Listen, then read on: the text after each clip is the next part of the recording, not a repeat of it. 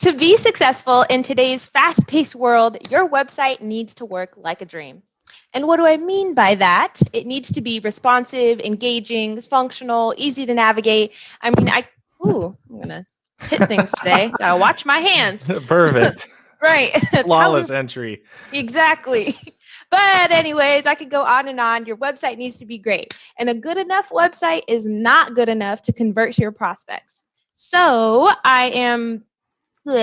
welcome to our live stream, folks. Each week, your friendly neighborhood community relations coordinator, Candace Tyler, is joined by some of the brightest minds at BizIQ and in the industry.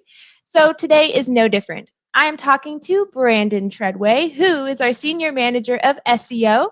So thank you, Brandon, for joining me in the hot seat today. Can you tell our viewers a little bit about you, your experience, and what you do here at BizIQ? Yeah, thank you. So first off, glad to be here. Really excited. I've been watching these for a long time, so really excited to finally be, in the hot seat. As you mentioned, I am the Senior Manager of SEO here at BizIQ. A little bit about my experience. So I have worked in almost every facet of digital marketing. A little bit of email here, a little bit of social media there, a little marketing automation, a little bit of PPC, but mostly local and organic SEO. That's kind of my passion. I love it. And so here I oversee our strategy and fulfillment for SEO clients for both local and local and organic. And so, if you are with BizIQ with local and organic client, and I've got my fingerprints on it. So I'm glad to be here. Yes, and this is why you are the best brain to pick, because today's episode is all about optimizing your website for 2021. And the main reason we are highlighting changes that you need to make is because Google has announced that they begin. Wow, my words are not working today. A little jumbled. I know. This is live. But that's like what makes it sweet. I know. Google has announced that they are having a new page experience update that is supposed to go live in May.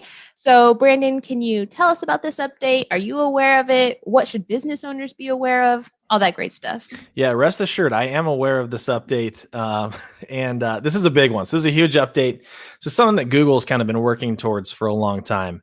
And, for years now, Google's been emphasizing page experience with a number of updates, particularly over the last 10 years or so. And, as we get closer and closer to what this update is, we've seen kind of shifts in the algorithm and shifts in kind of core updates to kind of lead us to where we're eventually heading.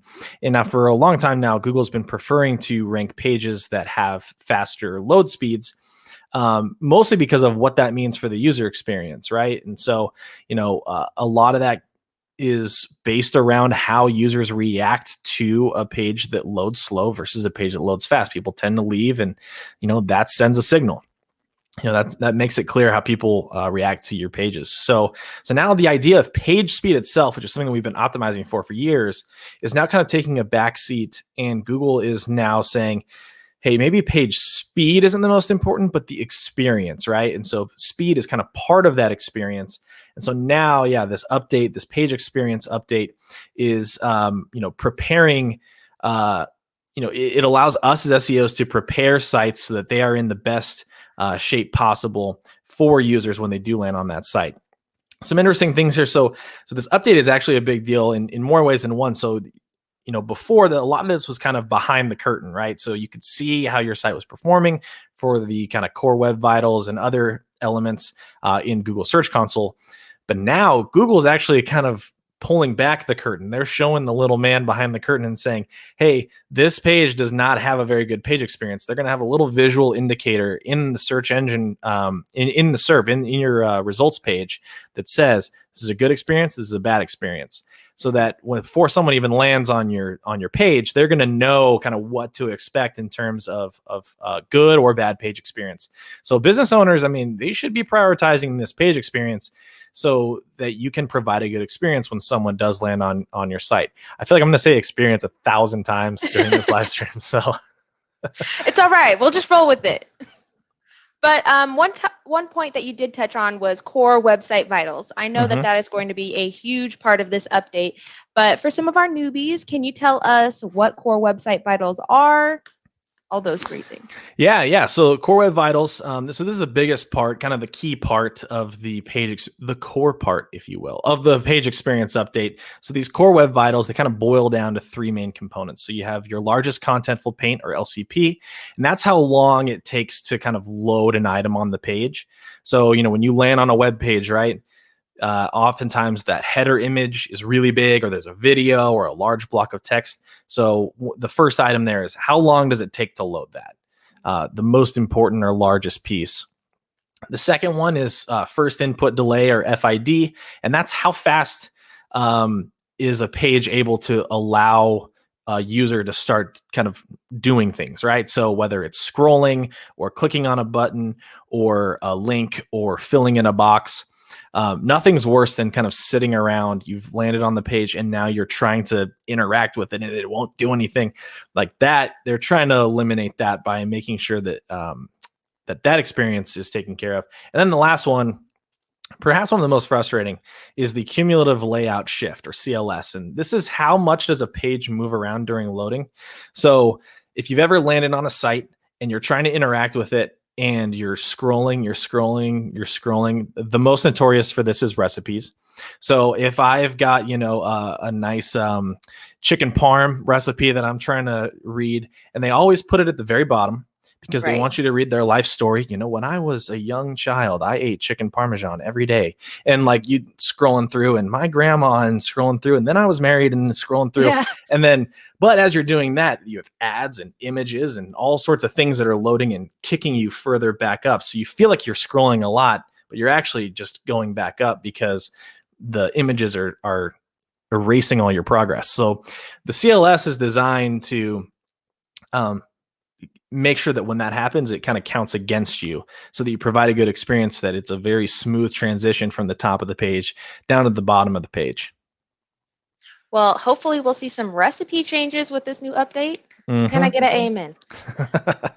One thing that isn't new about Google's stance is their user security. They have even gone as far as, if your site exhibits potential harmful behavior for their visitors or their computer, you will definitely see that reflected in your rankings. But Brandon, what are some typical security issues or potential issues that our customers and potential customers should be aware of?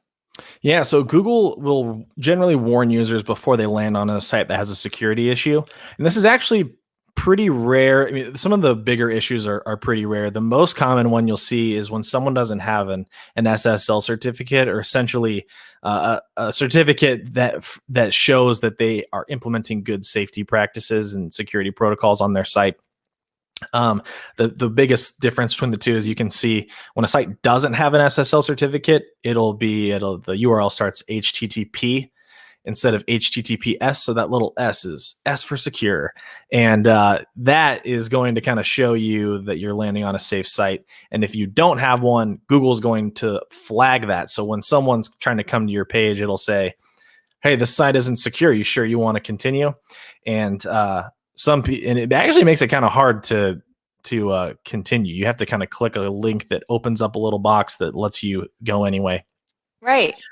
But some other things, like I mentioned, some other things are pretty rare. So that's like hacked content, content that gets placed on your site by hackers, malware, social engineering that's like designed to like trick you so that when you land on a site, you end up like revealing your social security number, downloading some kind of crappy software. Like all those things, those are designed to kind of be held to the side, and Google's going to prevent showing those pages. And they've been doing that for a long time. So just make sure that your site is secure, like please.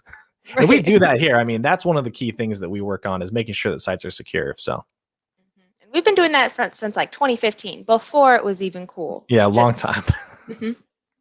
But hopefully by now we have all got on the train of making sure your website is mobile responsive. Because the truth is, if your website isn't mobile responsive, you are missing out on a chunk of users. Research shows that half of Google's daily searches originate from mobile devices. So, Brandon, will you give our viewers some aspects or some things to keep in mind when their website is looking at that mobile responsivity? Yeah. So yeah, mobile friendliness is key, and it's a big part of this page experience update. So for a while now, Google has been doing what's called mobile first indexing. So instead of indexing and keeping copies of and crawling your desktop, they're actually crawling your mobile site, and they're making sure that you're providing a good mobile experience because they, the number you just mentioned about, almost over half the amount of traffic is all coming from mobile. So they're wanting to optimize that, and it only gets bigger every year. So they know where the trend's going, and they're wanting to make sure that they're presenting sites that are optimized for that. So the most important thing that you can do is have a site that's mobile responsive. If you don't know if your site's mobile responsive or mobile friendly, you can just type in mobile friendly test in Google, and there's a little box. You just throw your site in there and hit start test, and it'll tell you real quick if you're in trouble or not. So mobile friendliness, mobile responsiveness, that's where the content on your site will adjust to kind of morph to whatever size screen you're looking at. So whether it's an iPhone 10 or an iPhone 12 or a Samsung Galaxy Note 2 or an iPad, all those things have a different size screen and a different experience. So, if your site's mobile responsive, it should be fitting into the right place there. Another one actually is interstitials. But please don't use interstitials, particularly on mobile. So what that is like the little pop-up box that will kind of fill your screen. And there's like the little tiny X in the upper right-hand corner of that box. You know what I'm talking about? Yes. You seen those? They're the worst. Yeah. Google doesn't like them. I don't like them. No one likes them. Please don't use them. Right. Now, optimizing your website for success is no longer a luxury, it's essential. With over 3.5 billion searches each day, if you aren't playing by Google's rules, this could be to the detriment of your business. But first, to get on the right track, we often suggest to our prospects to do an SEO audit. Brandon, can you talk about your experience with SEO audits and what does that process look like? Yeah, so SEO audits, super, super important. We start every client off with an in-depth SEO audit. So, to run through this one quickly, all you're looking at here is are all your ducks in a row, right? Is your content quality, is it super thin? Is it optimized or not? And what do your links look like? Are you linking well to pages on your site? Do you have backlinks that are broken coming into your site? And what does your technical SEO look like? There's a whole bunch of pieces that you should be looking at. There's a lot of kind of SEO technical sites audits online you can find. We have some great audits here that we work off of. So mainly you're looking for, now, no surprise, the experience. It's all designed to, are you providing a good experience for when users show up? Do you have pages that actually exist? If I click on a link, am I going to show up at a dead page? Am I linking people to where they want to go, where they need to go? All those things, that's what an audit is really looking at. Mm-hmm. Now, next, let's talk about content on your site. To be honest, no one ever reads a full article anymore. We are just skimming through to find the information that's relevant to us and then moving on. But if users aren't reading, how do business owners get their message across with clarity and appealing to the skimmers? Yeah, so we have a tendency, so in SEO in general, there's a tendency to want to create content for search engines instead of users, primarily for this issue, right? Because users oftentimes don't read content and search engines do. So if you create massive walls of content with chock full of keywords, then, hopefully they, Google will rank your page super great. Not really how it works, right? You want to create, again, that good experience. So create scannable and organized content, very clear, very distinct sections. I recommend bulleted content a lot. Google can tell when you're bulleting your content, and oftentimes we'll take that bulleted content and put it in answer boxes in search results. So they like that content. Users like that content. Focus on finding out kind of what questions your customers or users are asking, and focus your content in that direction. Answer boxes, like I mentioned, so finding questions, answering those. Infographics are great. Video content's great. One thing so oftentimes we talk about content is king. I disagree. Content is not king. Content that is accessible and answers questions and is designed to provide a good, informative experience for users, that is what is really king. So a little controversial, I don't know. You are ruffling up some SEO feathers if anybody is watching. Look out. Look out. Yeah. But that kind of goes into our next subject here. How do business owners know what information their target audience is looking for? Yeah, so creating content is really hard work, and you want to make sure that you're spending the time kind of creating that content in the right places. And for a lot of content, it's kind of where you start rather than where you end. Because if you don't know where your content is going or what it's designed to do, you're going to put yourself in a bigger hole by just having content for the sake of having content. And then no one who's on your site is going to care about it. And now you just spend a bunch of time writing a piece for nothing, right? So keyword research is super important. I stress it all the time. Knowing what people are searching so that you can create content targeted to meet them where they are. You know, someone's saying like, hey, what's a good way to make lasagna, right? So like now I can create a content and say like, hey, here are some tips and tricks on the perfect lasagna, right? After I have my full life story and my recipe, right? Mm-hmm. But keywords should be driving your content. Content shouldn't be driving your keywords. You should be creating that content knowing already what people are looking for rather than writing the content and then saying, oh, this is what they're looking for. Right. So yeah, if you're focusing on user intent and you're focusing your content around that, you will always be golden. Now, I don't know about you, but I love an excellent graphic. And majority of people are visual learners, so this is a great way to attract attention.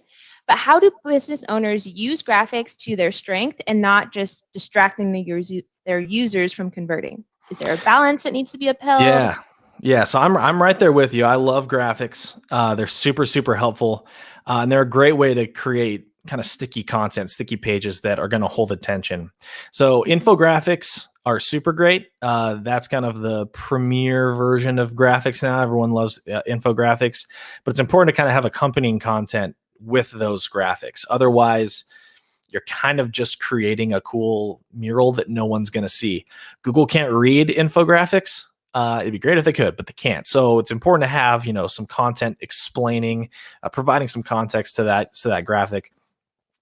But kind of to your question, begin with the end in mind. Much like the content, what are you trying to achieve with this great graphic, right? If you're going to put in the time and energy and work, I hope that you would know what you're wanting to get out of it, right? So if you are creating a graphic on how to pick the best apples, right, at the store, then you should have some kind of goal, right? Maybe you have educational content around apples that you're trying to push people to, or maybe you sell apples, or maybe you are, a grocery store that sells produce, or maybe you have you're an apple orchard and you're wanting to bring people in to do apple picking. So that type of content should have some kind of goal behind it with quality calls to action that push people further down and having them kind of getting closer to that goal that you're eventually wanting them to complete. You were knocking it out of the park today, Brandon. Snaps around. I'm passing. Yes. Glad to have you on the team. But we've been talking a lot about the front end of a website, but let's get to the back end. What are some questions that business owners should be asking their web developers about the functionality of their website? Okay, so ask about the things we've talked about so far today. So that's the core web vitals. How is your site performing in terms of those core web vitals? What does your page speed look like? One thing, Google calls it TBT, total blocking time. How long does it take your full site to load?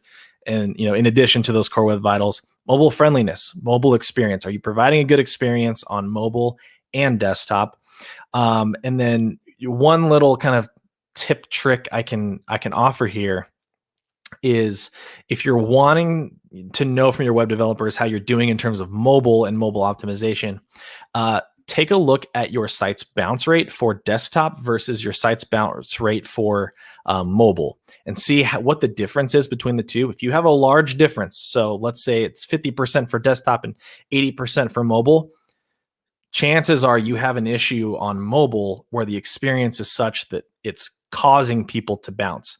And so improving that should kind of minimize that bounce rate and improve, honestly, your page experience, which is now going to be a whole ranking factor and issue and thing that you should be looking out for. Yes. Now let's talk about optimizing page titles. First, for some of our newbies, what are title tags and why are they important? Yeah, so title tag, that is, if you're in your browser right now and you're looking at the tab at the top, you'll see your title there. The title is essentially, what your page is. It's the name of your web page. It's placed in your page's code and it shows in Google search. So that big blue link, when you search something in Google, that's the page title. It signals to Google and your users what that page is about. And so you're going to want to optimize that as much as you can. I've seen really big improvements just from making sure that title tag is optimized well. Look at the context and make sure that title tag fits into that context. Because if someone clicks on that, right, it's kind of the first impression that you're giving of your site. If someone clicks on that and all of a sudden this page about apples is now about oranges. Okay, well, I was looking for apples. Why did I end up at oranges? And I bounce, and now you've created a bad experience. So it's a great optimization opportunity. So make sure you use it wisely. And do you have any advice on how to improve their title tags? Yeah. So beyond the context, I would say, what's your page about? Convey that in the title, but let keywords be your guide, right? If we talked about content, we talked about keywords. If you've created a good piece of content using that keyword research, then make sure that you include those keywords in your title. Do it naturally, right? Explain what's it about, right? So if it's picking the perfect apple, that sounds like a great title for that page of content, right? So include your brand in the title too. I also like to keep things around 60 characters so that they all show up in the Google search results as well. So there's some quick tips for you. Mm-hmm. And another essential aspect of optimizing your website for 2021 is taking a look at your backlinks. Again, for our newbies who may be tuning in for the first time, a backlink links content from your website to another website. And search engines like Google love this because it's a ranking signal that shows that your content is noteworthy for whatever reason. But Brandon, I do hear a lot about checking to ensure you don't have broken links, but what does that mean and how do business owners go about fixing it? Yeah, so I hate broken links. SEOs hate broken links. It's the worst. So sometimes what'll happen is you'll have a page on your site or a product on your site and the URL will be, green shirts. I don't know. It's a bad example, but you'll have a URL, right, for a product. Let's say maybe you don't offer that product anymore, or maybe you changed that product and maybe that ended up changing the URL for that product, or maybe you don't offer that product anymore. You took the page down, that URL no longer exists on your site. Well, if you've been working hard on your backlinking and you've got all these backlinks that are sending traffic to potentially traffic to that page, and now that page doesn't exist anymore, now you have all these broken backlinks. They're not sending that authority to you, right? They're not pointing the finger and saying, we like these guys, give them more authority. And so that can result in broken links. And so you want to make sure that you are auditing for that. You're keeping an eye out for it. So SEMrush, Ahrefs have great tools to make sure that you're not having broken backlinks. That is a big part of our site audit that we do for each client. It's one of the first link issues that we look at and take care of for each client, is making sure that you kind of recoup the loss from those missed backlinks, those broken backlinks, and then make sure to implement 301 redirects. Anytime that you change a URL, change a URL or move a page or remove a page, so that if you do have backlinks linking back to you, that you can, adjust and make sure that you're still gaining the authority from that link. Yes. Now, I do want to give some time back to our lovely viewers. If they want to leave any comments about anything we talked about today, if there's anything that needs clarification, a more detailed explanation, please drop it in the comments section right now. Drop it. Okay. Drop a low. But, Brandon, while they are doing that, you are going to play a speed round of this or that. Okay. Can you feel it? Is it like... Now I'm nervous. Hard to breathe. I can talk about SEO all day, but now you're doing this or that, and now I feel like I'm on the ropes. I know. Now you have to have like a real personality. I know. Okay. Let me take off my. Okay, I'm ready to go. All right. Beyonce or J-Lo? Beyonce. NSYNC or Backstreet Boys? Okay. So are you talking about quality of music, or are you talking about long-term impact? hard. Now you're putting like Quality it of back quality on of. me. All right, here you go. Quality of music, Backstreet Boys, long-term impact, NSYNC. Instinct, because JT, come on. Mm-hmm. Rolling Stones or Led Zeppelin? Stones. Is that just all over? Is there a quality of impact or long-lasting impression? I think I would probably say Stones because of they just have like the best needle drops in movies, like Apocalypse Now, The Departed, Goodfellas. I mean, they're in a bunch of my favorite movies, so I'm gonna go with Stones. Okay. Now this one is the big one. Okay, this is the one that I judge everybody on. Google Dolls or Matchbox 20? This is the one. This is the one that you judge everyone on. Yes. Oh my gosh, it's just like my dad would ask. Man, now that you're judging, I'm gonna say Goo Goo Dolls on this one. See, and like And I that's can the wrong respect. answer. That's the wrong I can answer. respect any answer. I'm personally a Matchbox 20 fan, but I do feel like Google Dolls have a longer lasting impression. So it's like that NSYNC Backstreet Boys dilemma you're in. It is what it is. What's the guy's name? Rob Thomas? Is that Yeah. the right? Okay, yeah. He had a nice little solo career. Exactly. And that's why I'm like, I like him. You can't But take that. Iris, You can't take come that away on. from him. That's why I went Goo Goo Dolls. That and Slide, you know? All right, let's see if we got any comments. And we don't. That's But okay. Brandon, It's because I answered every question so thoroughly that no one could possibly have any room for questions. exactly. But we have talked about a lot today. So can you give our viewers one final Brandon Treadway pro tip, please? Yeah. So if I was gonna pick a pro tip, I would say stop worrying about what Google thinks of your website and worry about what users think of it, because Google doesn't care about anything else anymore, they say.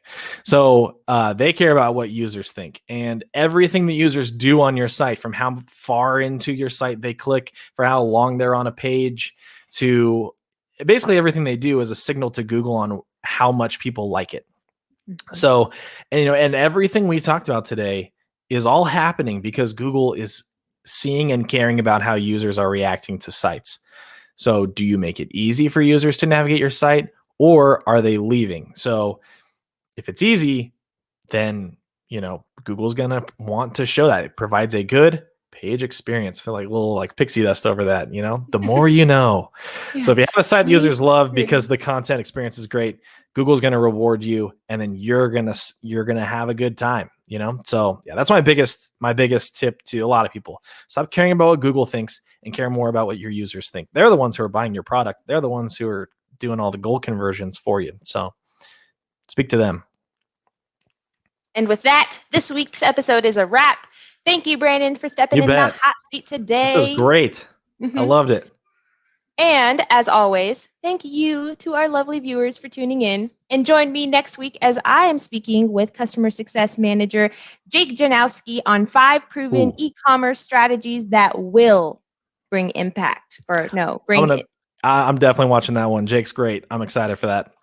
He's the best. So bring a pencil, bring a pad of paper, because it's going to be chock full of tips and tricks. I'm just going to Tips and tricks. Tips and tricks. Obviously, my tongue is doing something else today. So I will see you right here next week, same time, same place. But until then, stay safe, stay healthy, and I will catch you guys on the flip side. Bye. See ya. Smash that like button.